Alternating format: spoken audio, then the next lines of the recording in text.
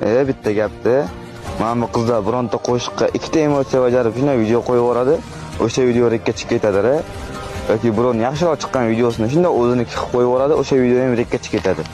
Lekin bu yoqda bironta bola qotirgan telefonni qotsa ham video zapis qilib, o'sha videoni yarim soat montaj qilib Instagramga qo'yadi. Nima bo'ladi? Kommentariyaga kirsang, botsan, o'yiningni qara, akkauntingni qara, telefoningni qotishini qara, so'kib tashlashgan. Undan nima ayb? Telefonni qotsa ham shu trener bo'lishni orzu qilib video zapis qilganimi yoki bloger bo'lishni orzu qilib o'sha videoni yarim soat montaj qilib Instagramga qo'yganimi? Eng yomon nima bilasizlarmi? Onadan so'kishadi-da. Onada nima ayb? Kim bola nima qiladi? Siras to'xtatadi.